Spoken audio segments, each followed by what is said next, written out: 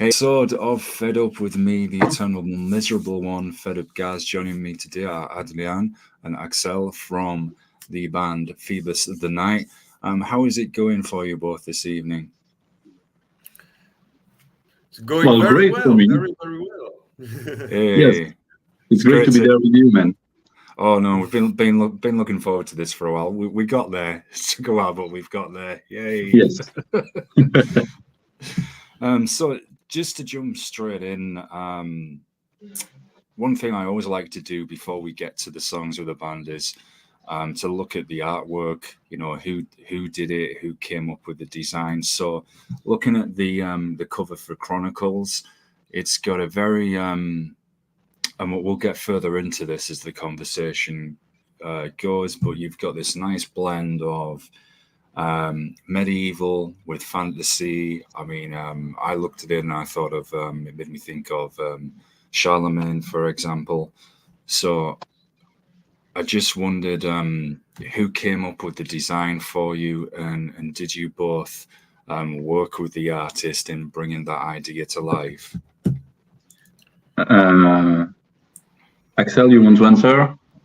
For Chronicles, Yeah. it's Adrien who found the painting because it's an English painting named the Two Kings. The two crowns. The two crowns. The Two Crowns. Sorry. Sorry. Actually, it's a friend of mine that do history of art that showed me this painting. I showed it to Axel, and we were like, okay, if we tweak it a bit with Photoshop, we can have the feeling of guilt of the knights on the cover because of the glance of the Christ on the right.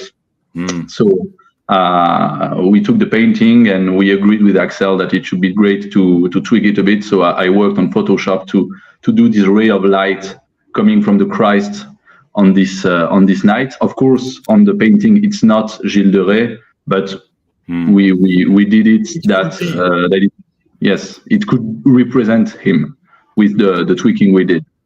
And so some red light and to put a more gloomy ambience to the cover. Yeah. Well, I've just made a gaff already for not knowing British history there and recognising that. No. So, hey, it's a great start. We don't know all the French artists and all the history of art of France. It's impossible. Yeah. It's too So much. much, isn't it? Yeah, there's so much forever, and then you can go back further before the nations in the modern sense existed. You're right. If we could do a whole show on it. It would probably be a 2-year series for sure.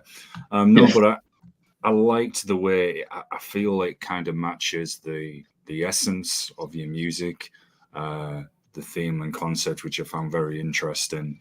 So that's what grabbed me straight away. I thought, I wondered who did that.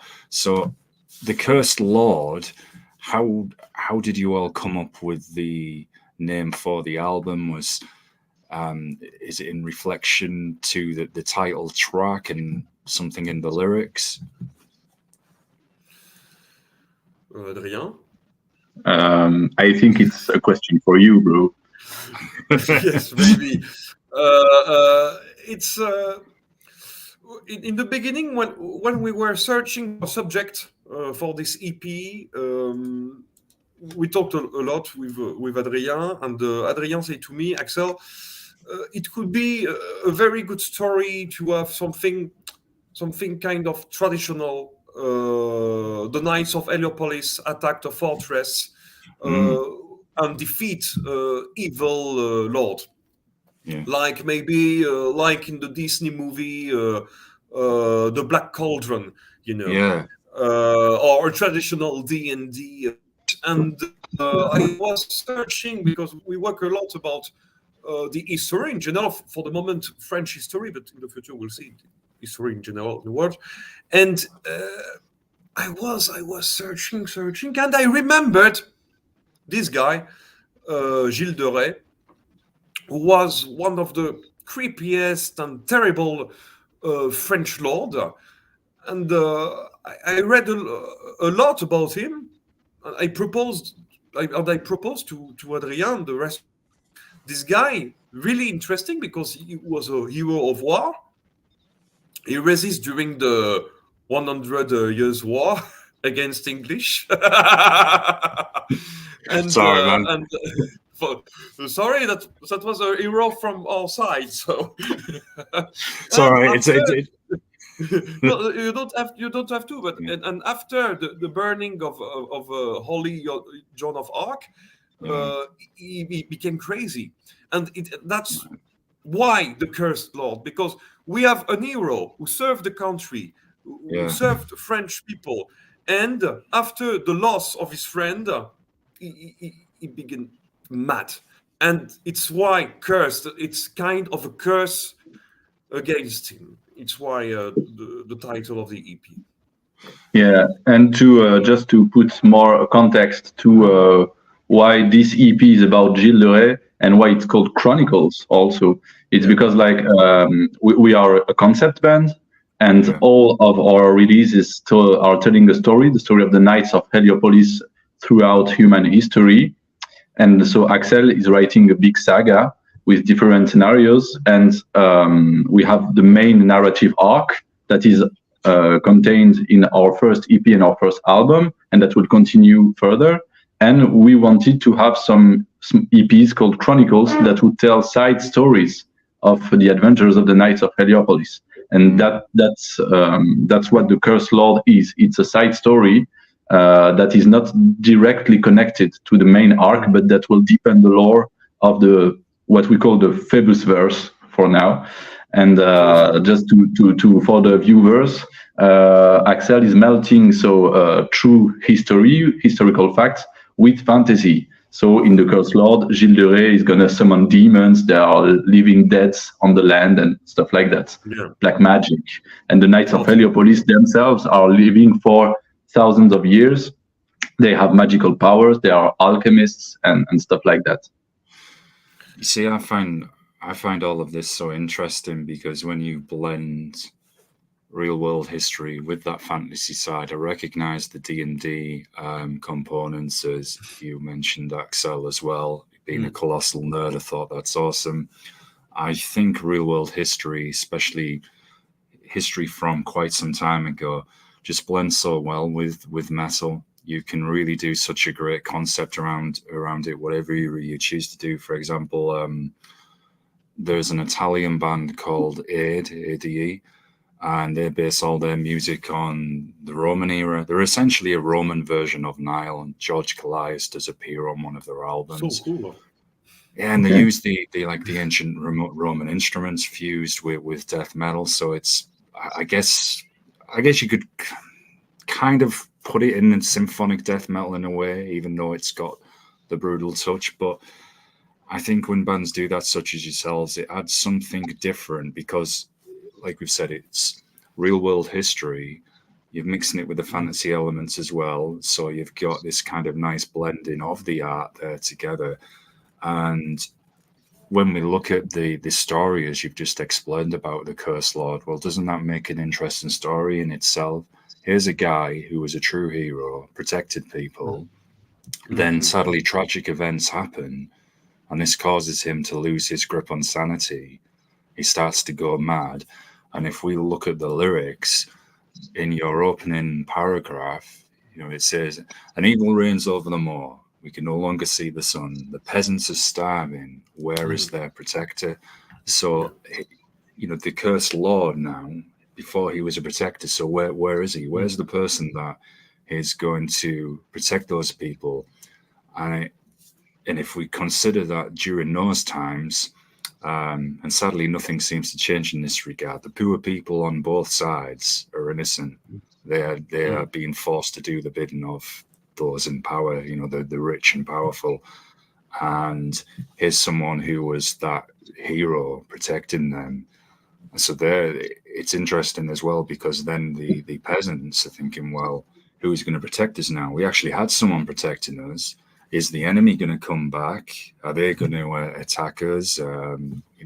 Where is our hope? So it serves for a real good opening into the concept and story that you have for the album. So my long-winded, nerdy comment on this. No, it's very good understanding. No, it's great. It's great. Your analysis is great. Oh, thank you, guys. I tend, this is a habit of mine with bands and songs and albums. I like to do deep dives, and I get very excited and go on my novel length words, I guess. So I mean, this is a hell of an undertaking when we think of the historical part of it too. So, how did you all? It's all right. We've had far worse. I've had a cat. Back in the day, we had a cat jump on somebody live, and we just continued as if nothing had happened. It's just like, oh yeah. So don't worry, it's live. You know, things can happen. Hopefully, being no Halloween, no one appears behind me and takes me away. So all good. So I'm doing my best to stay on topic. Just come back with more light. Just come back in 2 seconds. No problem, Axel. This is turned into a very Gaz-like show. People who know me. Voilà, I'm very sorry. I'm just being spammed live in the show. I thought that was an actual comment on the band there, and no, it's okay. We'll ignore that. Yeah, getting back to the topic there. Yeah, that was the curse of off topic. The cursed off topic lord. I mean, this is really, you know, and I'm understating this. This must have been such an undertaking for you all to do, given the historical nature of it. So, how did you all get the lyrics together for the opening, the Cursed Lord? And was it as you were both describing? You looked at the history of what was happening and then thought, this is how these people could have been feeling, and then blended that with a bit of the fantasy elements to kind of give it that dramatic theatre, if that makes sense. Mm-hmm. Yeah, totally. You understand perfectly the thing. It's we used the real history, and when I wrote the lyrics, I was projecting and what could be at this time. I am Phoebus. I am with my partners, my companions, Knights of Heliopolis, and we are see the land who is dying. What I feel in this situation. The cat has returned. The sequel. Yeah. Normally I'm in Paris, and I'm in Fontainebleau, and I have my bloody cat in Fontainebleau. So it's all right. The first cat is here. Yeah. I come back in 2 seconds. Sorry, I'm awfully sorry. It's okay. No, it's all right. I'm going to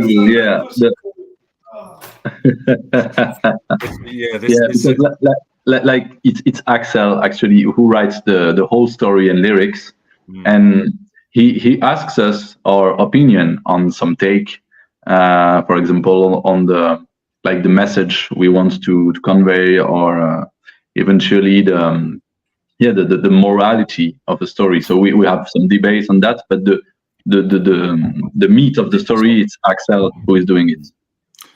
Do you find it, Adrien? Do you find this really interesting then, playing in a band like this, given the concept and nature of what you do, what you are creating, because it's different to the usual? Of course, because sorry, Axel. So we went on something else, but we'll come back. No worries. What's very interesting for me in this band, because it's because I'm the composer. So we work as a tandem with Axel. We are a duo, and it's very interesting because as I work also in classical music and opera, I see a connection here. So to compose, I get the lyrics, I get the story, and it's very inspiring to put this story in music. That's what's the most interesting part for me. It's that one, you know. Like in a normal band, I would have a song about this, a song about that, blah blah blah. Why not? It's great. But here I have to find a cohesion between all the songs and between all the records, because it's one story. Yeah, when I read about the band, when we first started talking in our emails, and this is something we'll get to later. We'll come back to you in a moment, Axel. But when I was reading just about the people who were involved in this, I'm like, man, this could be. And again, this is no false compliments here, but it's almost as if it could have been like a theatre production, a stage production for the people that were involved, the cast and everything. This is something that would actually make for a good. You could see it at the theatre, given the history, and you put people there with all the costumes and props. It would make a good stage show for sure. We would like to. Yeah, Someday. But the budget would probably be insane. When we'll have the budget. Yeah. So Axel, as I mentioned, I cursed us, the cursed Lord. I mentioned cats, and then we had cats. So, next thing, bloody cats. Yeah. One will jump on me now.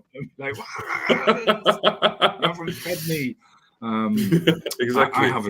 I have a crow that comes visit me, and I'm serious. And he flies in the backyard. I hear him cawing, and when he lands, he like does this dance backwards and forwards and looking at me, and then when I feed him, he caws again, and then as if to say thank you, and goes, it's anyway, just a random story. So terrible animals. Yeah, they're funny though. So Axel, try to remember the question I actually did ask you before that. You asked him how he came with the lyrics. Oh yeah. How so? For the Cursed Lord, I think you were saying you were thinking of how people would have felt at that time. Yes. When I'm working on it, because in the future you will have a complete novel, wow. describe totally this EP. And when I work in general on an album or an EP, in the beginning I prepare a kind of mood board with all the chapters and kind of the details of the chapters, and one chapter it's a song. So I send the mood board to Adrien and to the other member of the band. If they agree the mood board, I can begin to write the book, the novel, and write the songs. Of course, it's more easy and quick to write the different songs, but I write the song in the spirit of, okay, it will be really a part of a story. So in the song, I have to choose the character I will be in this song, because in the novel you can say more specific things. You can be more large if you know what I mean. In a song, you have to be really precise to say your purpose to the public. Yeah, and because you have just a handful of verses in the song, so you have to choose the events you're conveying. And if he writes me a too long song, I'm like, Axel, this song is gonna be too long. We have to cut some stuff. Every time. Isn't that must be such a challenge though, because I would imagine, Axel, that it's because it's so interesting, then it's difficult to condense it, to even reduce some of the words, some of those lines, because man, there's so much I want to say here. And yes, but if you read the Axel, sorry. If it's kind of the way we want to give to people the way of the alchemic, and one of the way of the alchemy is find the philosopher's stone, and to find the philosopher's stone you have to find the purity of the things. And in a song it's kind of the same thing. We try, we don't know if we find it, but we try to just cut. We cut away not the real interesting things, to find the more pure. I don't think we find the perfect or the pure thing, but it's the way. It's complicated. Of course, it's frustrating because you have some time. You write. Yeah. Yeah. No, but it's a good. It's linguistically, it's something really interesting to do. Yeah. But sorry, Yeah, and if you read the novel, no problem, and I cut your words, sorry. And if you read the novel when it will be out, you will see that there is a lot missing in the songs. Yeah. I could imagine. I did creative writing and screenwriting at university, and it's so, if it's something you've got that passion for, especially in writing, it can be so hard sometimes where, say you've got a word count. I know for songs it's even more challenging because you can't kind of play to a novel. Well, you could, but it'd be difficult, and maybe the attention span of people listening. But it was one of the things I found difficult, even in that sense, even on traditional writing, was if you had say a word limit to reach and you had to cut, and it's like, well, I think even this must be something, well, we know they do filmmakers face as well when it's right, we have to cut this scene out, and then of course you get the special editions released of those movies on Blu-ray or whatever, where it's like, this is all the footage we cut out.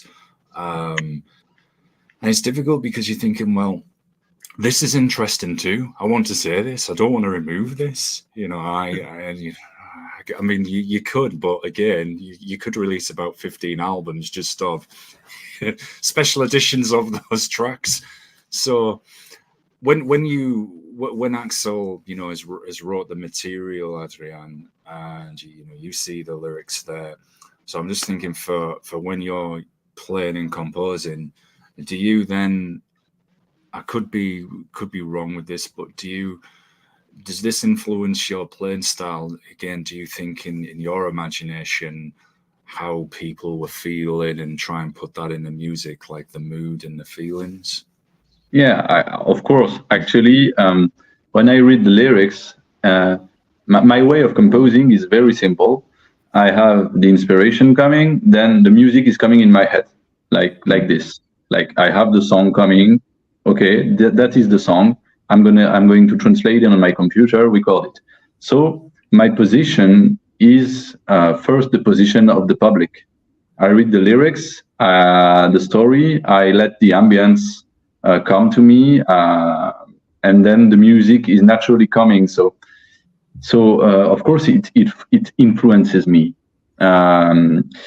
When I have the lyrics, it also influences me on how I'm going to compose the verses and the chorus, because of course the lyrics are going to shape I don't know the English word for prosody, you know what I mean? How you're going to sing rhythmically because of the lyrics and the number of words and stuff like that. So sometimes that's why I'm cutting. It's not because it is too long, but to have efficiency in music, sometimes you have to have less words in one sentence, because if you don't do that, you will have singing with a lot of words, and it's not very voice practical for voice and for melody. So that's the main reason sometimes I force Axel to cut some pieces of the text. It's be interesting in conversations. But actually, Axel, it's for your own good, because of course, at least it's singable. No, of course, and the strength of the project is you have different mediums. For now, you have the music. In the future, you will have the stories, and you will see. You will see later. We will do a lot of stuff. And when I don't have the lyrics, sometimes, I just read the mood board and music is already coming without the lyrics. Well, in that case, it's the story still influences me, but without the lyrics. And I start to compose an instrumental, and then we adapt with Axel When he writes the lyrics after I compose the music, it's kind of the same job. I mean, we do the same. Yeah, and it's interesting because some. Oh, sorry.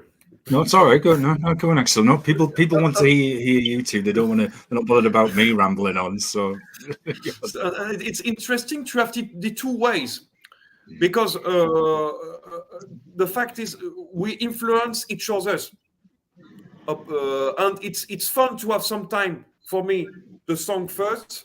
For him, the lyrics first, and it's for me. It's good to have a great shaking of all of this. Yeah, you're right.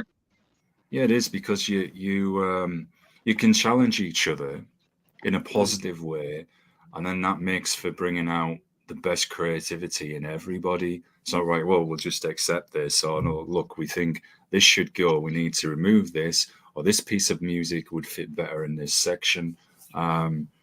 That's great, especially for the art that you were creating as well. If you didn't do that, to convey this very good to the public, and for them to recognize that concept as well, to do it justice, it has to go through that. It has to be there. Otherwise, it's going to lack that grandeur. It's going to lack that presence. I am the nerd in me already, and I haven't even got to asking you about the songs yet. But the nerd in me, I found all this so interesting that you've got a novel come in, and then of course that's made me think, oh, you could do graphic novels as well, and there's kind of no limit actually with what you could do alongside this. Well, the limit sadly can be the budget at times, but I mean, man, it's you're certainly thinking broadly in the marketing sense there. And yeah, if I know anyone out there wants to make a movie of this, contact them. That would be great stuff. Actually, that's one of the projects. That's one of the projects, and we actually, for our first album, Ferro, we were really lucky to work with Mohamed Ouamri, who is a very great French illustrator, and he did one illustration by song of the album, and you can find on YouTube or in the CD or in the LP the different illustrations. And yes, it will be wonderful. But as you said, it's expensive. Yeah. I did see on one of the videos for one of the other songs, not on the Curse Lord, Children of the Night. It has that illustration vibe. It's got that. It kind of, the opening of it reminds me of those kind of secret societies, particularly nightly orders as well, which is a good excuse for me to reference Knights of Heliopolis. And it's the animation style on the video for Children of the Night as well. It's blended with horror, and I hope this doesn't insult you here, but it kind of reminded me just a little of the look that they have in the Castlevania series on Netflix. It reminded me just a little of that kind of horror, then blended with the art and music, with the history and the music, like this kind of horror nightmarish version of that history, which has been exaggerated to really drive home the feelings, the emotions of the story. So I thought that was pretty cool. Which series on Netflix? Sorry, Castlevania. Castlevania. Yeah, of course. Yeah, no problem. It's not an insult. Yeah, don't worry. I wasn't going to say like a romantic comedy. Oh, romantic. Sorry. No, go. I'm not a big fan of Netflix actually, but for me it's one of the good show of Netflix. Yeah, there's not many, is there, on there? Yeah, and I played Symphony of the Night back then, so no problem. Yeah. I'm a nerd, guys. As I've said, I see kind of references and crossovers and everything. Yeah. You've like no one's got that. Actually, in this video clip, it's different because it's not Mohamed Amomri that did the video clip of Children of the Night. It's Luc Armanet, and we were very happy with the results of what he did. And because the style of the drawings are more like Johan Sfar. I don't know if you know this guy. It's also a French illustrator. Right. But you're right. The inspiration is like Castlevania, Bloodborne, Dark Souls. Yeah. We played all those games. We love them. We're a nerd band too. So Hey. that's the whole point of the band. Yeah. It's like almost a role play metal band. Well, Yeah, totally.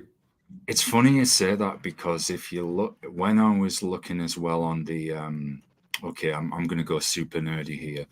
If you go to the website for Phoebus the Knight, folks, and if you look under, there's a particular section, you've got the biography there of each member of the band, and then at the bottom you've got friends and partners, and this is where this should stoke your interest. There is a press photo, and which looks very much like Assassin's Creed. So that caught my attention. I thought, oh, that's cool. I like that. And then if you go down further and you read about the people involved with everything, from illustrators, as the guys just said, there's another picture down near the bottom where you've kind of got the crew dressed in some of the costumes that we use for the photos and filming, and it kind of has that film kind of live action role playing look to it as well. You've got uniforms there. As I said, these are the Assassin's Creed kind of hood.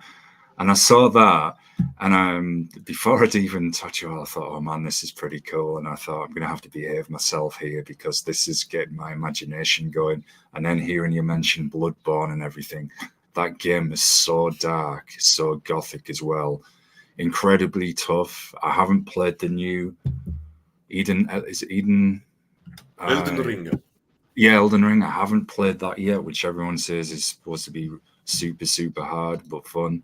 But those games, it's great.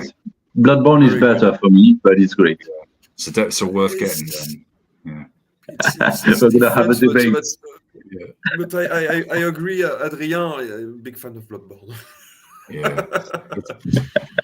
I think with Bloodborne, it's that whole nightmarish gothic overtones. It's the atmosphere. It's really sinister, and it happens straight away when you first start, and you think, what's going on here? And I'm dropping spoilers for people that may not have played the game, but I'll just say when you were even first introduced to, I guess, one of your first fights, you kind of know that, wow, this is going to get dark. And if no one has played it, I highly recommend it.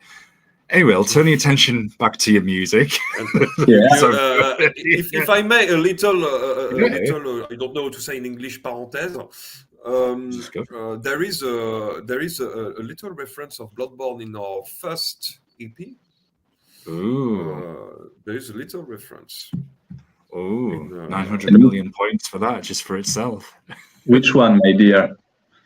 The blood-starved beast. Yes, of course. In the song "The Last Guardian," you have a little passage that makes that is inspired by the music of the blood-starved beast. The blood-starved boss fight. Yeah. What? A little wink. Yes. Yeah, we like to do that, to put some Easter eggs in the music. We love this because we love so much different nerdy works that we want to pay tribute to them. Yeah. And actually, sorry.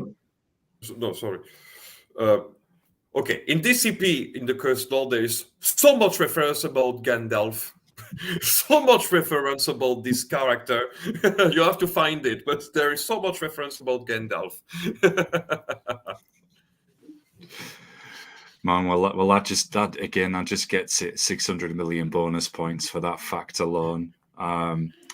So the second song on the Cursed Lord, the Black Dungeon, Oh, now this it's actually really flows with what we've just been talking about, certainly in imagery.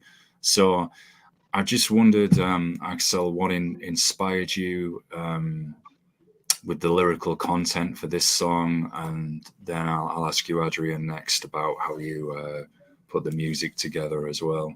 So yeah, Axel, what influenced your writing process for the Black Dungeon, and what were those thoughts you had in mind when you were thinking of how am I going to tell the story about this song? This song for me, the Black Dungeon, it's kind of a preparation for the song after, because this is the meeting of the Knights of Heliopolis. They are attacking the dungeon, and yes, for me, it's there are maybe in this part of the story. There is something glorious. There is something enjoying. Okay, everything is dark, but we are together. We are together, so we can fight. We can win, and you can hear it in the melody. It's for me, it's something glorious, and I wanted to have this vibe in the lyrics. Yeah, like you have the knights. Because like the first song is describing the situation. It's also I forgot the word. Enquête. So investigate. Yeah. They investigate to find what's the problem, because when the knights arrive in the land of Ray, they have a suspicion maybe for Gilles de Rais, but they're not sure, so they're investigating. And when they find that it's Gilles de Rais, they storm the castle of Tifauge, so the Black Dungeon. And so the Black Dungeon is the song of the first battle they fight in the castle. So in the court of the castle, actually, they fight with the warlocks and black wizards and stuff of Gilles de Rais that are at the service of Gilles de Rais, and they kick their ass. Violently. So it's definitely got all that high action then what goes with the music as well. Yeah, and you also have I think they convey the knights are conveying their message of hope and good and kindness in the lyrics. They fight for it. Yeah. So you've also got the I know you've got the concept that you're obviously focusing on with the Curse Lord, but you've got that underlying theme as well of the eternal good versus evil, universal struggle, good foundation for any kind of story with anything, persistent theme, and sadly one that will probably always be there. I mean, it brings just reading the lyrics and then now hearing the explanation again. I can see in my mind already like a movie playing knights storming this castle, fighting these evil warlocks, beasts, or whatever they're summoning. I know I could be describing every fantasy role play game that's ever existed as well. But actually. You will see. Yeah, I'll try and tell me to behave when necessary. Otherwise, I'm going to spoil this for the band before seeing you. So, yeah, no problem. But the summoning is for the next song. That's why I'm saying I'm spoiling. Sorry, Adrien. No, you can. So Adrien, with the music then for the Black Dungeon. Again, was this like on, I guess, feeling, maybe looking at those words and thinking, right, I'm going to compose a score and the music that is going to fit the atmosphere, the words, and the story? Yeah. Well, actually, the first song, The Cursed Lord, is almost 7 minutes long, and it's very torturous. The mood is very dark. I used Mussorgsky, A Night on the Bald Mountain, to illustrate. I mean, there is a lot of quote of this piece in the Curse Lord. So for the second song, with the lyrics being,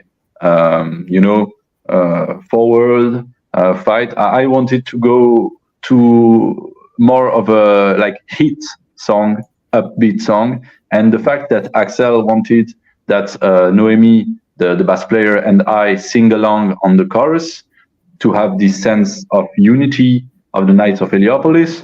Well, it was like obvious that the song should have this pretty upbeat tempo, beautiful melodies, and this catchy end of chorus, to storm the black dungeon, and the big riff that will make you feel like, let's fight against evil. Come on.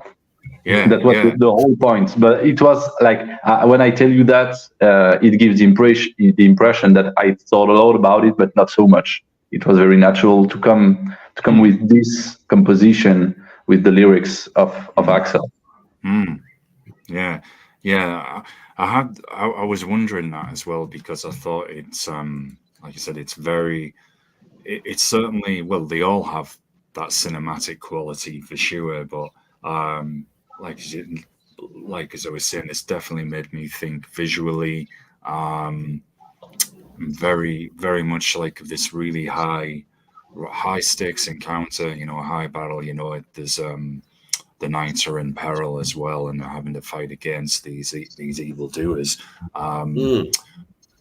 So you mentioned, Axel, that the Black Dungeon sets up the next song, Surrounded by Darkness, which I think is a perfect segue for us to jump into it. And this piece is the central piece of the EP. And that was the most complicated to write. I think there was 6 different versions of the song before we agreed to that. That was really hard because that 6 was versions of the lyrics. Yeah, 6 versions of the lyrics because it's the first song. We hear most of the band. We hear everyone during this song except Guillaume, the drummer. But it's the first one. We hear Adrien, the other one. Our other guitar player is also called Adrien for the viewers. Yeah. So to be simple. To be simple. Yeah. So, and it's complicated because they are really in danger in this part. They are not sure to win. Actually, they arrived in the dark deep of the castle. They are seeing different monstrous things. And before that, the battle in the courtyard of the castle, that was easy peasy. But in the deep of the castle, they have to fight against the incarnation of Earth of 4 very powerful demons. Summoned by Gilles. Summoned by Gilles de Rais. And for and that's the creepy part of the story. But it's Halloween, to be sure, what did Gilles de Rais in the real history? I had to find a dark wizardry book from the 16th century, so one century after Gilles de Rais, and Jean Bodin, the demonologist who write this book, explain Gilles de Rais. What is the word in English? Invocated 4 demons: Orion, Baron, Beelzebub, and Orion, Baron, Beelzebub, and Belial. Yeah. In the hell structure Belial is just the right hand of Lucifer. So powerful demons. So we're going back in our story. We have the 6 alchemists who are fighting 4 of the most, not the complete demons, because they are just their spirit on earth. They are not completely here, but 4 powerful spirits of the most powerful demons in this castle. They think they are going to die. So it's complicated to write about this. To write about a hero who is kind of powerful because it's a wizard. He's more powerful than a lot of mortals in this world. He lived from lots of years, and they are really in danger. And that was my purpose. For our purpose for this song, it's to feel the danger, feel the desperation. Yeah, and especially if you think of those demons that he's summoned as well. Anybody, I'm going to drop another nerd reference, anybody who's played any of the Diablo games, some of these demons actually appear in those games as well. So, there's no joke there. These aren't the kind of people that you want to invite around for dinner and discuss the latest whatever. That would there's and to add something, they witnessed what Gilles de Rais did to summon those demons in the castle, and it's not pretty. I mean, their moral at this time is very, very low. I mean, they encounter, it's not described in the song, but you know what Gilles de Rais did. He murdered and did horrible things to children. And so that's the justification Axel found. He did that to offer them in sacrifice to summon those 4 demons. And that's, I mean, the knights are not happy to be there, and their upbeat fighting spirit is very, very lower in this song. But they manage with, instead of brute force, with thinking and strategy, to go for the win. And actually, there is a specific part for this in the song. That is I quoted the Dies Irae from the Requiem of Mozart. What could be more fitting for this? I mean, the wrath of God coming for those 4 demons, and that's where Axel and I we worked a lot to put several lines to the most of the members of the band to have this musical feeling, and so we are speaking to each other, and we were responding each other while singing in this part of the song. Well, that helps really, as I mentioned earlier about bringing things to life, emphasizing the dramatic, cinematic side and the story, because you're having this song as well. You have the Latin lyrics and parts. I could even understand actually one of the lines because it's a bit similar to some of the languages that I've been learning. And then there's those lines as well, as you were just saying, Adrien, where you're going back and forth with each other. For example, like just, I won't go through every single one because I don't want to spoil it too much, but just one line like Phoebus, not as long as the star of the day will protect us. Well, it's, again, for somebody listening to the music and with the concept that you are doing, it's another, it's really driving home the story and the music, because it's making that person feel involved in it. It's like kind of an interactive audio novel. No, I'm not referring to things on Amazon and whatever else. I'm saying, he's just butchered the band and said they're like an Amazon video. No, honestly, that's not what I was doing. Just realized as I was saying that, I thought, oh, man. International relations, yay!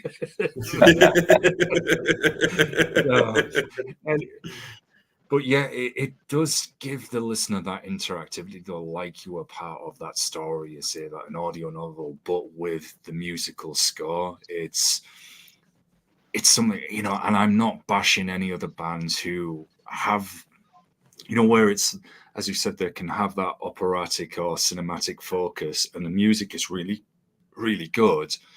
But I feel this has another layer because there's that interactivity. It's actually a story, and you're emphasizing the characters, the dialogue and lines to really say, look, this is what the knights were facing.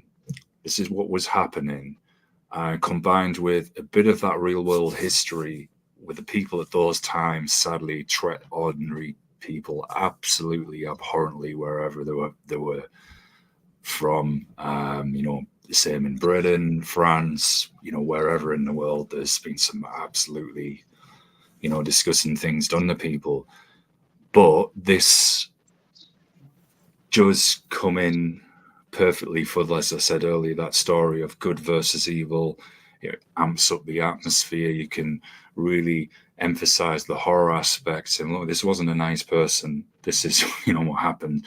And sadly, as you said, this is all a case of, I've kind of could even be referring to Star Wars here as well, with the Darth Vader kind of line, how someone good then falls to evil. So yeah, I found that a very compelling and interesting way of involving the listeners and getting that interactivity. So I say, yeah, this is something I can really hear and be involved with from the story concept. I will let you both get a word in now. I'm going off again. So the next one, the Tears of Rowena. This is this has a definite air of sadness to it for me. You can see that in the lyrics, you know, you can hear that as well. So just the same again, Axel, if you could tell us how you got kind of your thought process to write about, to have that bit of sadness as well, to go, and did that influence the title for the song? As you said before, even you said that Darth Vader, you said that the meanest people, the meanest guy have a kind part. And I wanted to show in this song, even the worst people in the world can be loved by someone. And Rowena is not, she is the fairy godmother of Gilles de Rais, so that it's a total invention. But I wanted to have someone who loved him. So I imagined this fairy arriving too late. She's arriving too late. She was elsewhere, and she came back to Earth, and she arrived for the death of his godson. And it's terrible. You love someone, even it was terrible, but you lost him. And I want you to translate that in this song. And she also have the feeling of guilt because she couldn't protect him from the dark path. I mean, she was there when he was a child to show him the light, to show him how to do things in a good way, with a good heart, and to witness that he has fallen so down and that he died because of it, and she wasn't there to protect him and to guide him to the light again. That also brings a lot of guilt to her heart. Yeah. And it also gets back to those universal concepts within the story of, well, this is someone that used to be good. There was good in them. and then they've fallen to evil, madness through events that have happened. And it's nice that, again, you come up with someone that did love him, because it puts that human side in the story of saying, and it also gets you as a listener, as you said, she arrives too late.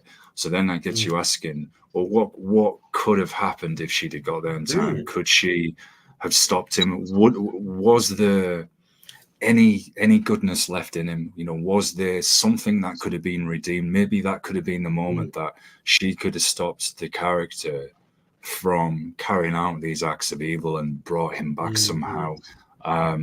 So that's really good from the story standpoint as well. I mean, the lyrics, they convey that sadness and regret, because you can easily imagine somebody arriving too late to a scene such as that. The conflicting emotions they must feel of, this is someone that I once loved, and now look at what they've become. If only I'd got here sooner, I maybe could have turned them back. Could I have done this? You would carry that sense of guilt within yourself, because you would think, was this my moral responsibility? Especially if you were the person that cared and nurtured them as well.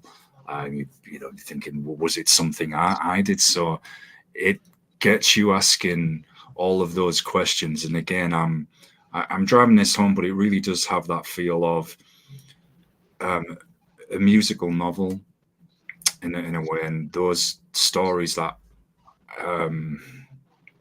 encourage us to ask these questions, they're always good, because they've got that, even though they can be fantasy based in some aspects, they've got those real world kind of references, and especially on the historical side as well. So that's why we're, you know, as I said, we'll be asking, well, what if these people had got here earlier? What if they'd agreed to conversate, discuss this, reach a peace agreement? So many things you can go with it. So I've got another loaded question for you both here related to this song, and first I'll ask you, Axel. So I know you're telling us how you've explained, which is great, how you write, how you get into the mind for this. Is that the same when you sing then? Do you think of those emotions and those feelings? And in general, yes. Good thing for me, I don't sing in this song. I noticed. Yeah, I was meaning generally. Yeah, I noticed this one's more of a. But yes, in general, I want on stage. I'm not Axel. In interview, I'm Axel, but on stage, I'm Phoebus. And the beast. Or the beast. Or the beast. We can say his name for the Two letters. Or the beast. I am the beast of Phoebus, and it's more easy to be the beast than Phoebus. Very more easy, because the beast have not conscious. It's just terrible. It's just a bad guy, and it's really cathartic to be the bad guy, because you can. Just to put some context for the viewers, the beast is the main antagonist of the Phoebus verse. Yeah. It's, Sorry, Axel. No worries. It's good you explained it. Phoebus and the Knights of Heliopolis are alchemists, and they wanted to grow up humanity spiritually, physically, intellectually. And the beast and the Knights vampires are vampires, and they are selfish, and they only want souls, blood, and an eternal war. They are the two faces of the same coin, but they have to fight eternally. This is one of the big purpose of the band. Yeah, that's really fascinating. Again, I like the whole. I keep emphasizing this, the cinematic feels. So musically, was it a bit of a similar process, Adrien, for the Tears of Rowena? Well, the Tears of Rowena ended with Noemi singing because, like, Axel came with the idea of having the song with Noemi singing, or we discussed maybe a part where Noemi would sing in the EP, like we always do that now.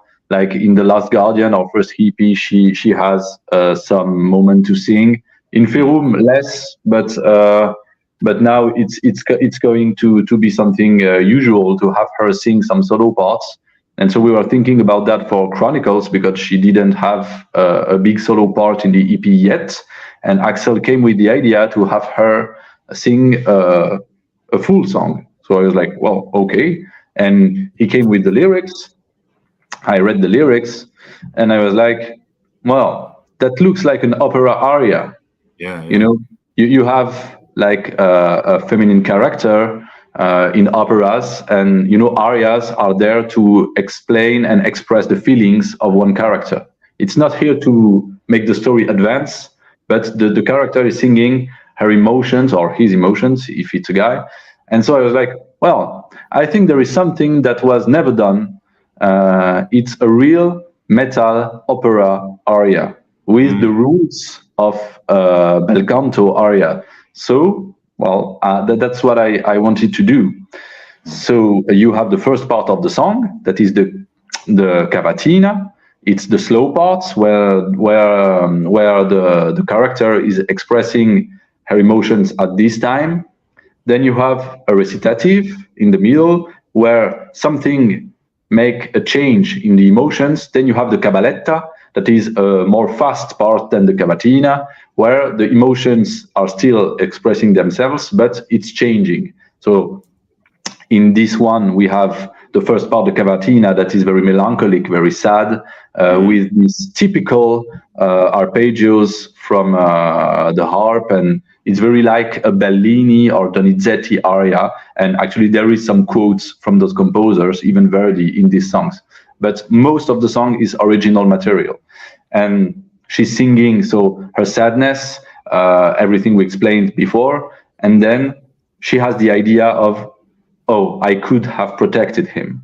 So that's the recitative, change the shifting of the emotions, and then cabaletta, she sings about how she would deserve to die, just like in an opera, because she wasn't there, like it's her fault.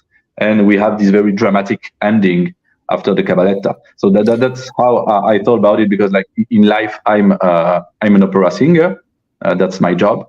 So I have a lot of contacts with this world musically, and even with the stages aspects. So that's how I thought this song with the lyrics Axel proposed. And well, I'm pretty happy with the result. Yeah.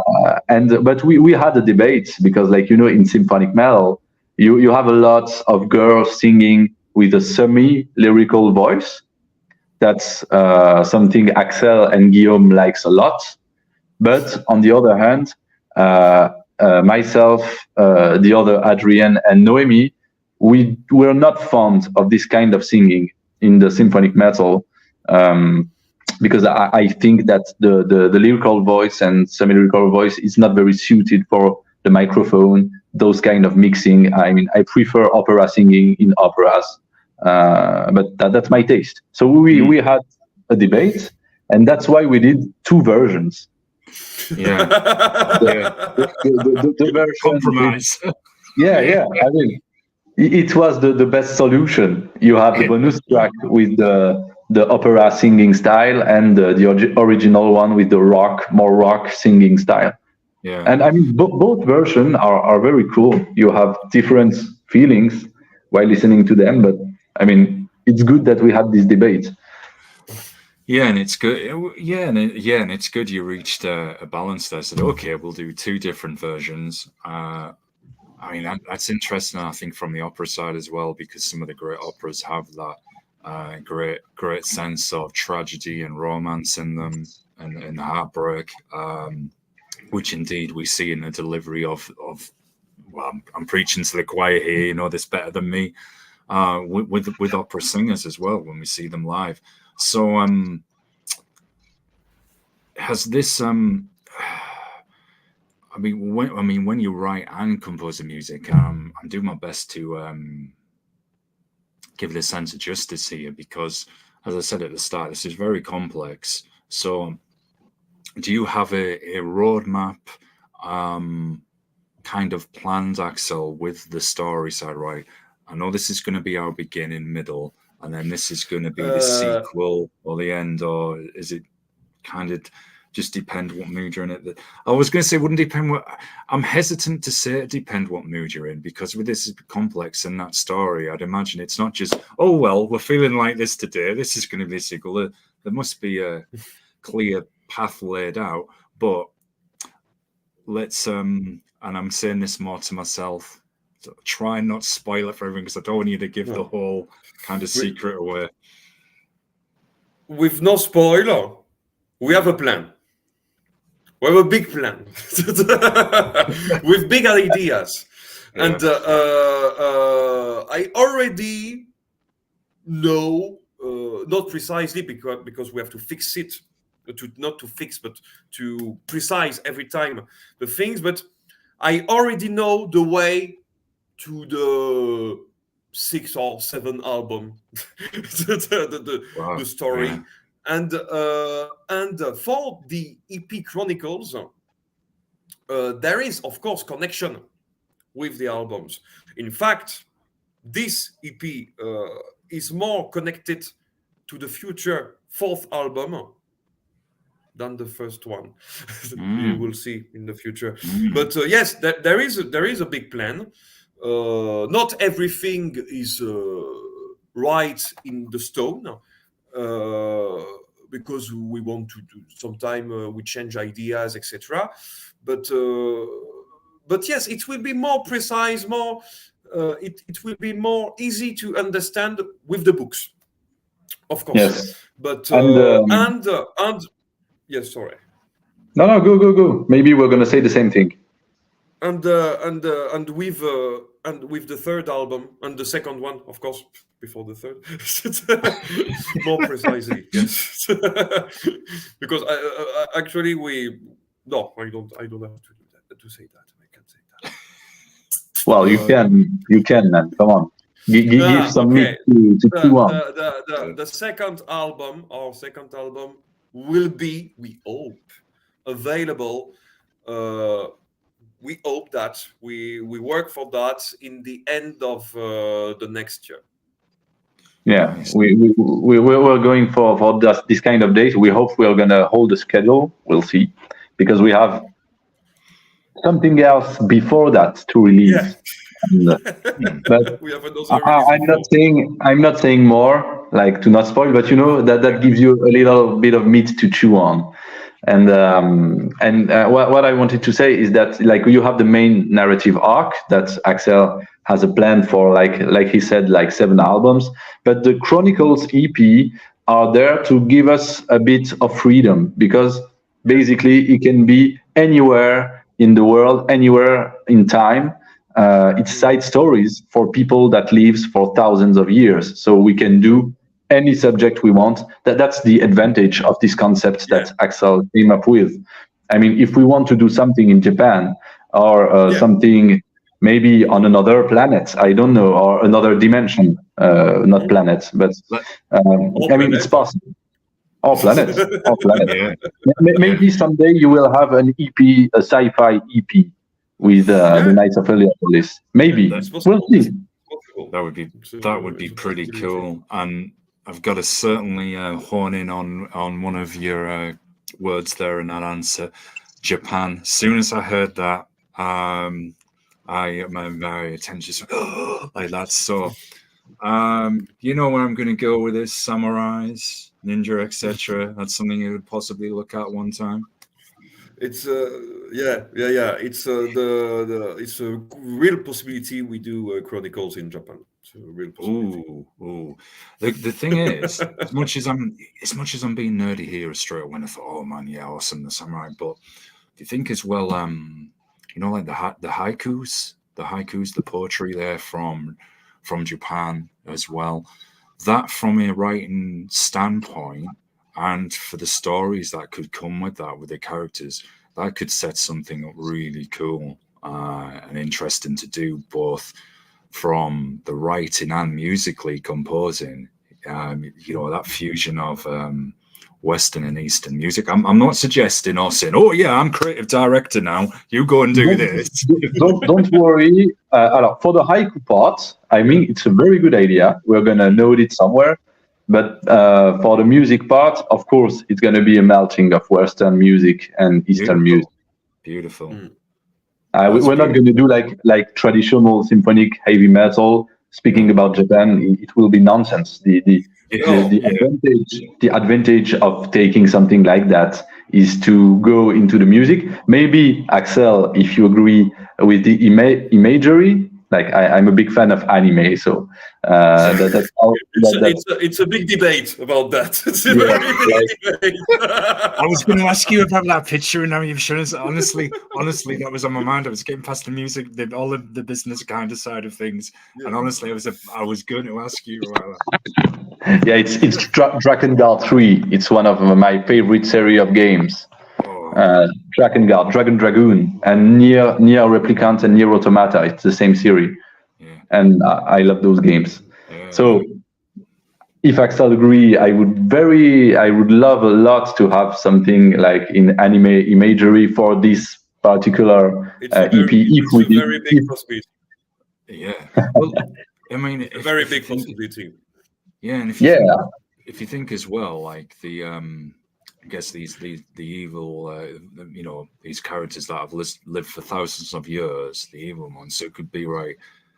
They've travelled over to Japan, to late Japan, when a lot of the Europeans were there, and that could be a basis of, this is how they got to this part of the world, on one of the trading ships or anything like that, or hiding amongst the missionaries, all number of manners. So I'm very, very excited, and it's not for right away. We will have to wait a bit for this one. Yeah, because we have a lot to do before that. But definitely, I want to do that. And someday, if it's not happening yet, I will go to Axel to say, "Hey, man, do you remember we have an EP about Japan?" But the fact is, before doing that, I have to read all. I have a big book in my home. I already bought History of Japan. I have to study that. After that, I have to choose the century. Yeah. After that, I have to choose the decade. And after that, I have to choose a story. But before that, you will have to watch a lot of animes. Yeah. There's some really cool samurai anime as well, ninja ones with some good stories. There's so many. I am going to ask you about some other areas in history that you're both interested in the moment. But just while we're on this subject of Japan, I hope I've got the book nearby. Where is it? Yes, we have. I've shown this to somebody on another show, and I forget what. But I got recently. I haven't finished it yet. This was wrote by Miyamoto Musashi, one of the most famous samurai in Japan. Not just for him being a swordsman, but his philosophy as well. And I'll put this up to the camera. Yeah. May I put a little picture? Yeah, of course. So definitely check that one out, folks. Book of Five Rings. Sorry. May you put the book in front of you to take the picture of the book? Yeah. Okay. Perfect. Definitely. Yeah, that is a great read. It's kind of got his philosophy on there as well, and the story behind that guy is amazing. He was kind of in battle since being a teenager, and then after he's been a very successful samurai, and I'm putting this in a very polite way, then he I guess decided to become more spiritual, if like a turnaround, and took more on his philosophy and life, I guess. this could be, I'd imagine, so broad here, and as you were both saying, you've got that possibility to go in any direction with the characters in the future and the story. So I just wondered, what would be some of your other areas of history that you enjoy? You've mentioned Japan. Are there any other eras that you're both interested in? Axel? Yes, Adrien is more interested about Japan culture than I. Me, I have three, not yes, it's mangas, but it's the good term is Adrien. Comic book? Three anime. I'm a big fan of Ghost in the Shell. Mm. Very, very big fan of Ghost in the Shell.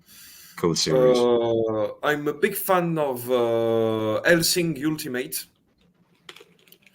And a big fan of Shingeki no Kyojin, Attack on Titans. Yeah, excellent. And a big fan of the EP Epica did about it.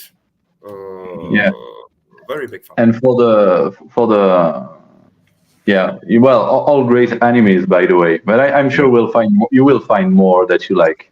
We'll look for it. For the period of time we would both be interested. I mean, Axel is more the historian of the band than me. I mean, actually, I suck at history, but I think doing something in a more Oriental setting, not Asia, would be great for me musically. I would love to do that. And Axel, I don't know, what would you like to do, like for a period of time, era, century, place, as a subject? All. It's the fact complicated. I wanted to do something in antiquity, medieval age, Renaissance. I want it's. The beauty of the project is we can, as said Adrien before, we can go everywhere, whenever you want. So I want to work about everything. It's history is one of my passions. It's one of my most passion, and I. Return of the Cat. The cat. The cat is back. The cat is back. Bloody hell. Okay. It's okay, don't worry. We've had far worse. Can you put the cat out? I'm in interview, please. Okay, thank folks, you very much. You are very kind. I'll just wait. Sorry, guys. It's okay. It's like I said. That's a very Gaz-like thing to happen. Anyone do. Sorry, go on. I'll tell you a little story. No, it's not his fault. This cat is stupid, and because he have a terrible name. His name is Cheese. Imagine Cheese for a cat. It's terrible. So I can't be really angry about him. He have a terrible name. Sorry, guys. Oh, no worries, bro.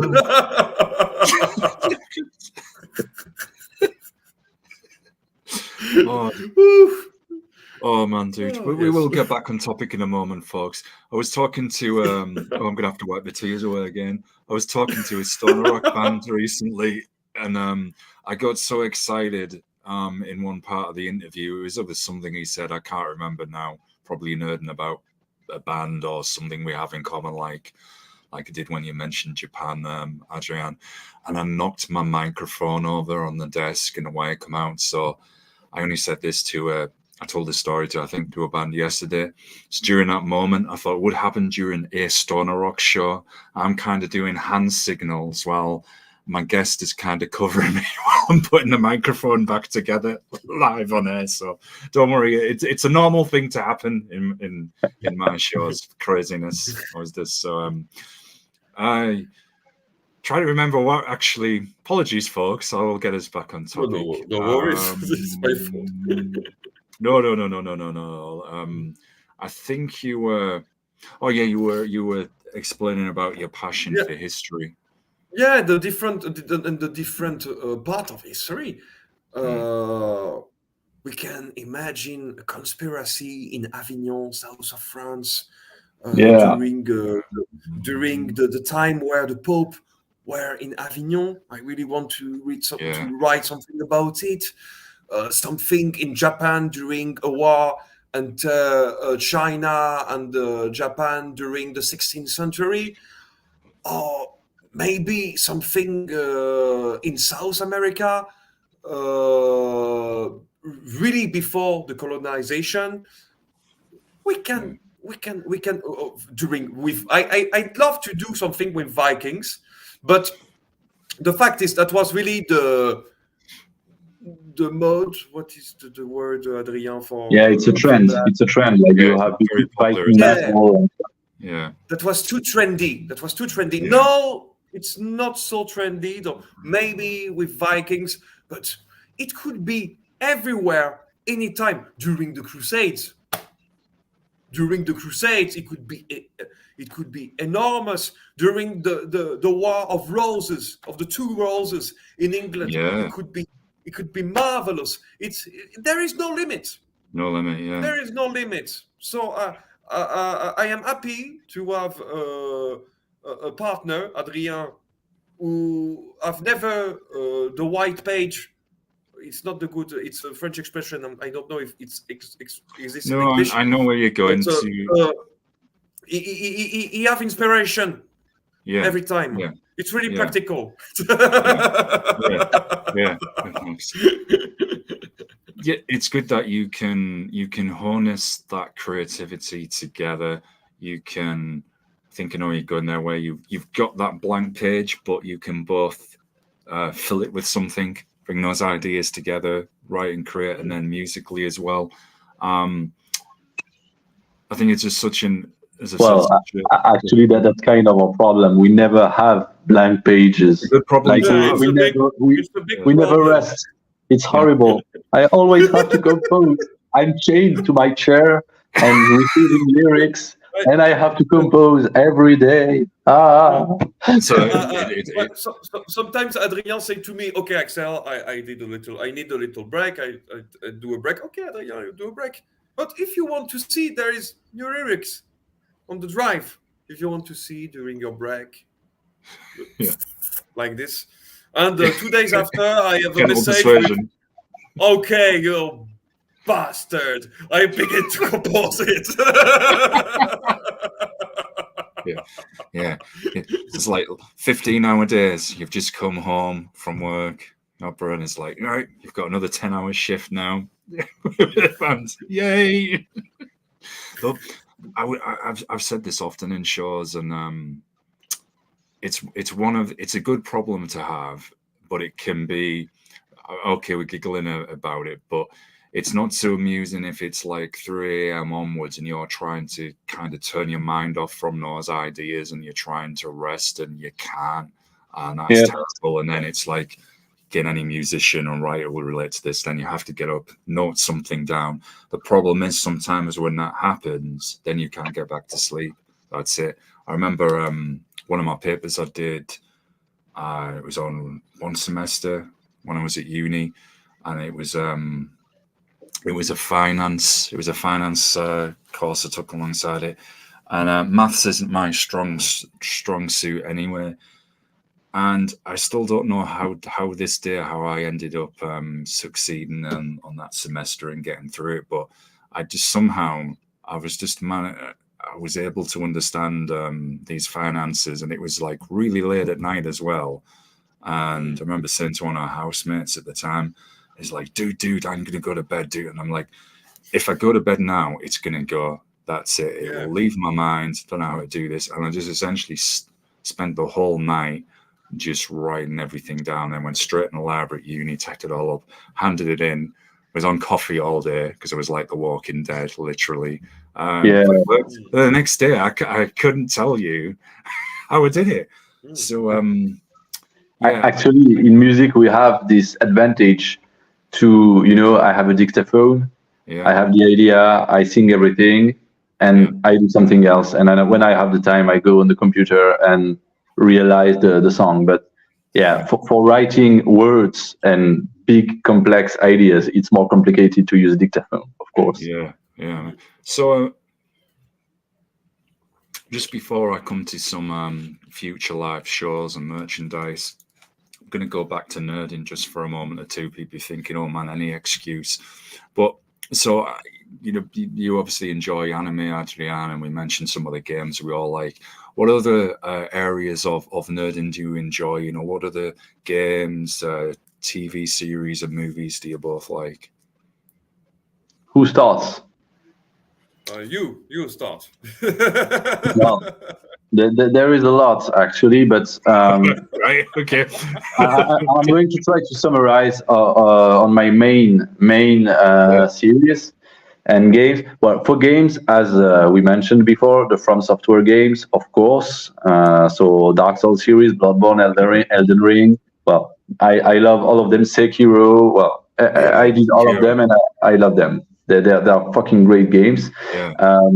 As I mentioned before with the poster here, the Drakengard series and the work of Yoko Taro, he's amazing. The stories are incredible.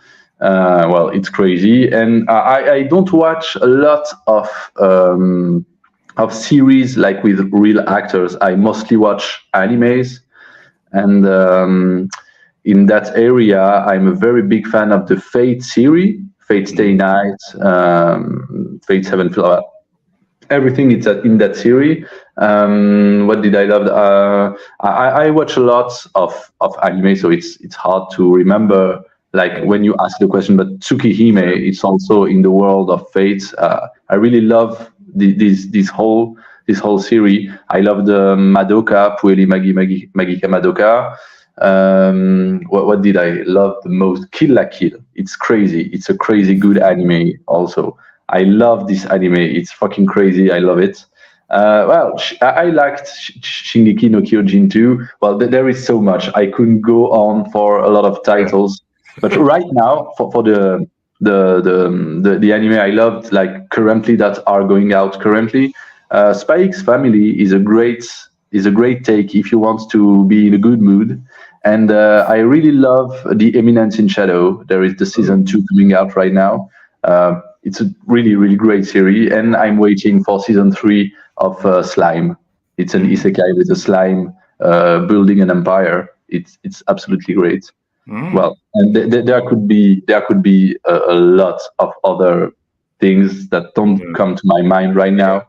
And for the less nerdy, but in books, I'm a very big fan of Nietzsche, and that's already pretty round up.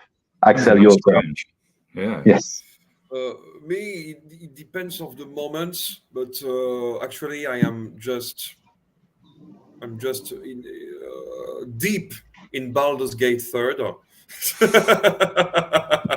Very good game, and I was my first favorite video game was the Elder Scrolls 4 Oblivion. Oh yeah. Massive. I'm a big fan of RPG games. Very big fan of it. And for shows, I tried to stop to see some shows because for me it's too much time. But I'm a big fan of Penny Dreadful with the fantastic French English actress Eva Green. I'm a big fan of Carnival Row and The Man in the High Castle. It's maybe the 3 show I'm big fan. And I read a lot of books. I read a lot of books, and it depends of the time of my life. Actually, I read a lot of classical French theatre. So it's not really novel, but French theatre, and I am working on poetry too. I'm not a big fan. No, it's not a good word. It's not. I'm a big fan. Of course, I'm a big fan. But I don't read a lot of poetry in general. Yeah. I'm a lyricist, and I don't read a lot of poetry.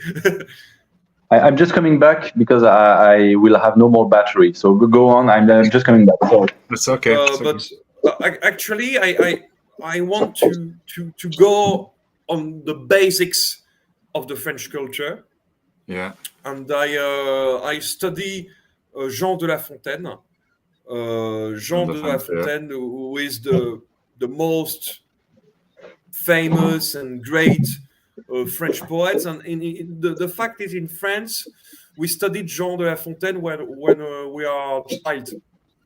And it's a big mistake. It's a very big mistake because when you are a child, you don't have the mind to understand what is it. And Jean de La Fontaine, he was poet during the reign of Louis XIV. And so he lived during the same time of our big dramaturge Molière. And it's a very essential part of the French history, and I want to go back of the essence of the French language. Actually, I am working on it, and different type of theater played, like Beaumarchais. He did only two, the Barber of Sevilla and the Wedding of Figaro. But yes, I am coming back to the basics, actually. Yeah. There was and this happens a lot, but sometimes I can identify with what you're saying, Adrien, when someone will ask you, so what are your favorite movies, what bands you're listening to, and sometimes you can't answer there on the spot, or you will remember later, oh yeah, it was this. Or with music as well, and again, it can depend what mood you're in each month. It's like you ask me what I'm listening to this month, it will probably be different the next month. I mean, there's always the core essence of guest favorites that I've got that I always listen to, and might be a particular genre I follow. But as you were talking, Axel, and I cannot remember the guy's name. And it was very famous, possibly, I don't know, if earliest 20th century or 19th century. And it was a French guy who looked at French language. Victor Hugo. And the linguistics. Who writes the Miserables. Yeah, that's it. Yeah, there we go. Hugo. Hey, Victor Hugo, of course. Victor Hugo structured the French languages, because before Victor Hugo, French. Actually, it's madness. To speak French and write French. Actually, I'm French born, and I have a terrible orthograph. It's terrible. But before Victor Hugo, that was messy than that. When you read some medieval books. Yeah. Same with English. Yeah. Anyone write the same way. Yeah.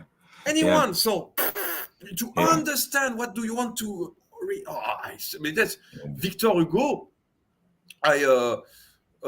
It's incredible. I had my Victor Hugo time 2 years ago.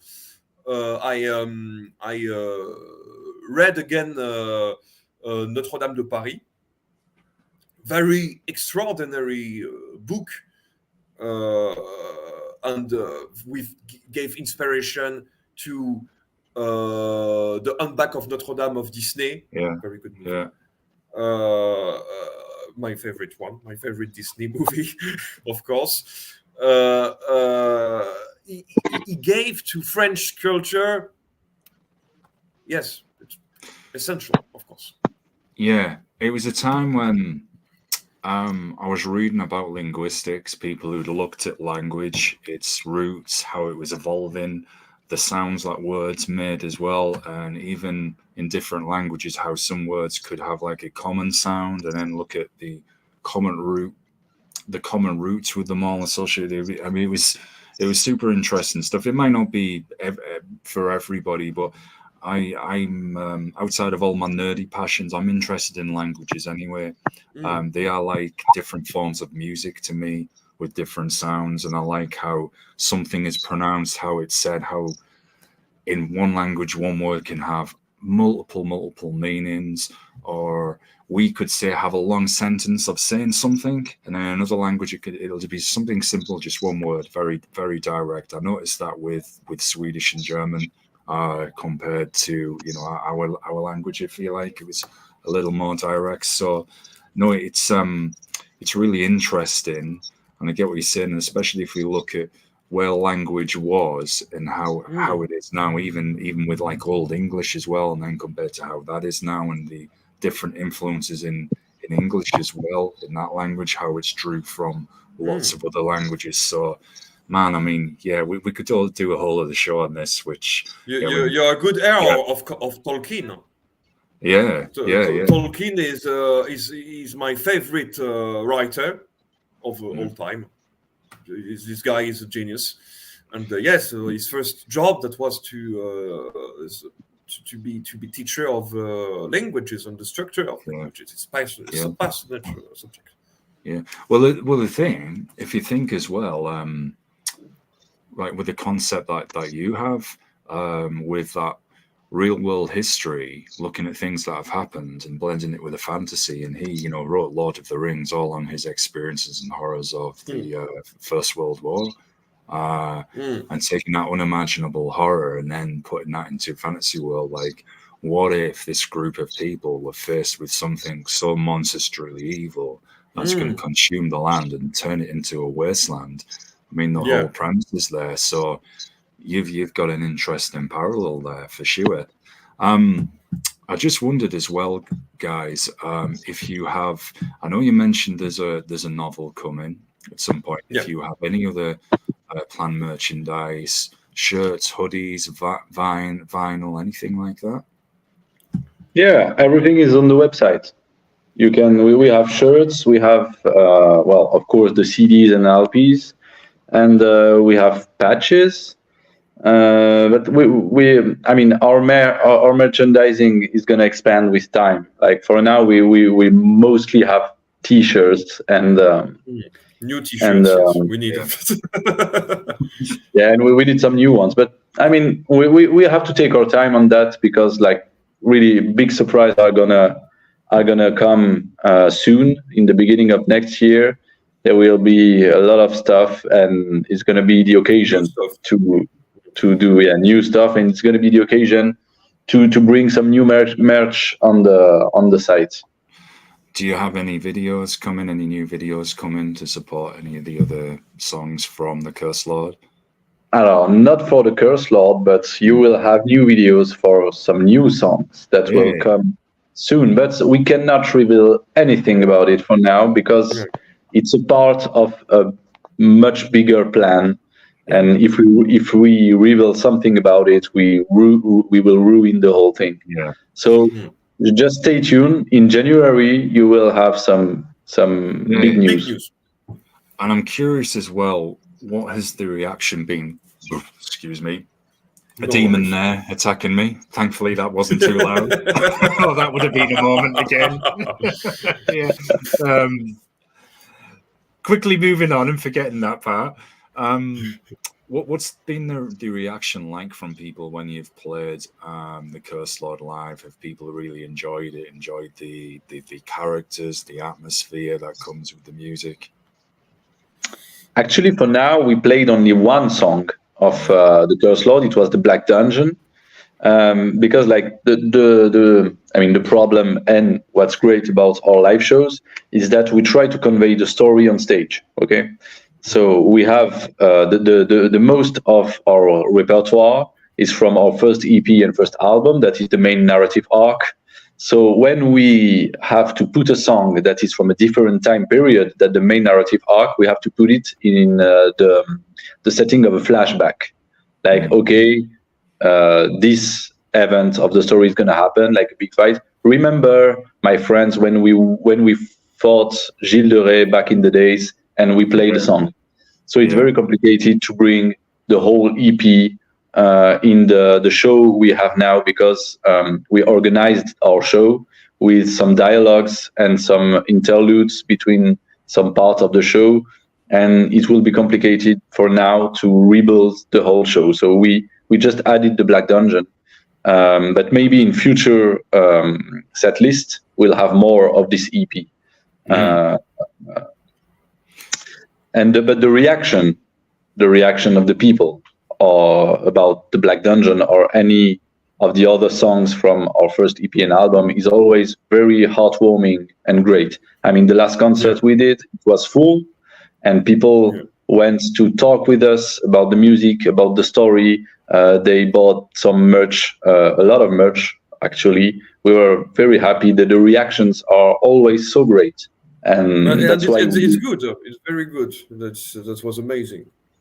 Yeah, and that's why we're so happy to play live every time, because I mean, we see the crowd feeling like knights with us, and we feel that we can bring them with us in the story, and that's a great feeling. It works every time, and I'm very happy about it, and I'm sure, Axel, you are happy too.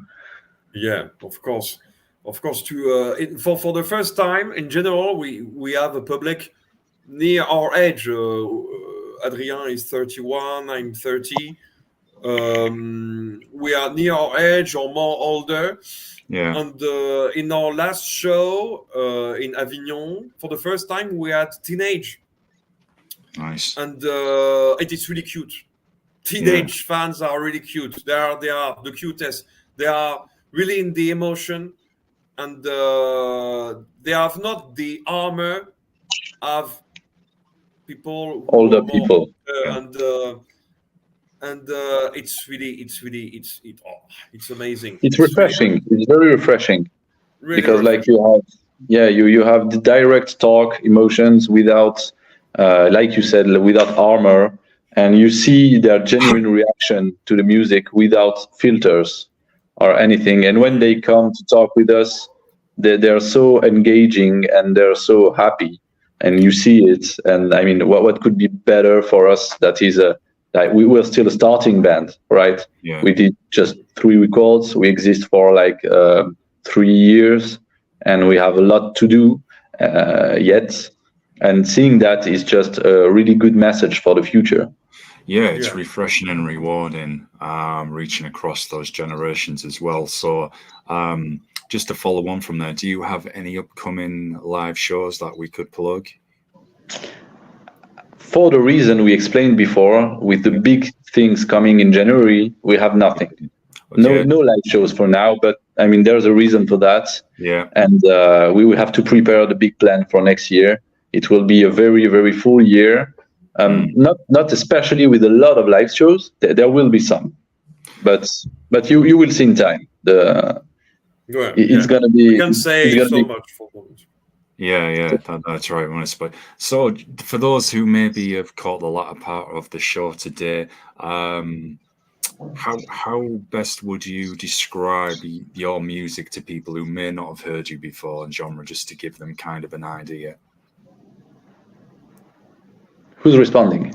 Axel? You, me? You. I don't know what to respond for this question. Our music, well, it's symphonic power metal, but not as you have heard it before, I believe, without pretension, because as you said before, it's very cinematic, theatrical. I don't know the word. Yeah, that's right. But the fact that you will hear really a story put in music. So the orchestra in the music have a very big role, and you have a lot of details in the music, and it's written more like a mix of classical music and bombastic cinematic music. So you have a lot this classical side in the music, maybe more than in our colleagues. So you can expect a complex music, but still accessible, with a lot of details, a lot of big epic orchestration, a deep bass voice, the bass voice of Axel, that is very original, because you don't have a lot of because you don't have a lot of bass singer in metal, actually. But you have also other voices like mine, or Noemi's one that we sing sometimes. So you have variety in the voices. So you can expect your ear to be caught up with so much different things, and still with melodies that you will retain and you will sing along. Well, I'm sorry, it's very difficult to summarize the music when you do it. You know what I mean? Yeah. No, I think you've given people a very good insight there. When I get to the end of the show, I always like to give guests the opportunity to shout out anything they would like about anything at all. So, is there anything that we may have forgotten, or that you both would like to shout out, or send some shout outs to anybody? Well, I will start. I have a shout out for you, man, because I think your interview was great. The questions were very insightful. Your analysis, really, thank you very much for inviting us here, because it was really a great time. We didn't see the time pass. Everything was so interesting. So thank you very much, man. It was great. Yeah, thank you very much. Well, in my limited Francais, I was studying Francais, but it was my weakest. So that is the excuse I'm going with, folks, for when I'm about to now butcher Francais. So that's what I'm going with. There's the disclaimer. So I will just say, salut, merci beaucoup et bienvenue. Je t'en prie, on t'en prie. De rien. Merci à toi. Merci à toi. Well, welcome. There's my limit. I mean, other than me just saying like French words for various food and cat, that doesn't mean, oh yeah, he's good at French, is it? So I'm not going to continue with that. It'd be like, oh, be like, hey, but it's more than most people can speak here. That's for sure. Or just increasing my fan base, and I'll be like, you said what? No, I hope those who've watched as well find this as interesting as we all have. I think the whole concept and story is absolutely fascinating. Being a colossal nerd myself, when we first talked to Adrien, this caught my imagination. I thought, got to set something up. It's taken us a while, but we've got there. I thoroughly enjoyed talking to you all. I've enjoyed the appearances of the cat as well. Poor Axel. Don't worry, man. This cat. Yeah, this cat has taken over. I'm a limit of battery. I have to put my charger on the computer. Yeah. Sorry. Well, yeah, but don't worry, man. It's the end of the show right now. Yeah, but it's the end, so yeah. Yeah, don't worry, man. Well, no, thank you both for coming on. I look forward to talking to you again. There is going to be a lot to talk about with, Wonderland as well. And I think, pleasure. Yeah, definitely. Big pleasure. You're both welcome on here anytime. And I think it would be interesting. We'll write to you when we have new stuff to talk about, okay? Definitely. You will be really soon. Really soon. Thanks, man. I want to send a shout out. Oh, you're both welcome. Go. I want to send a shout out to Marcus from Metal Message as well for connecting us all. It's greatly appreciated. Yeah, thanks, Marcus. Definitely. Shout out to those who've watched live and those who watch later as well. It's greatly appreciated.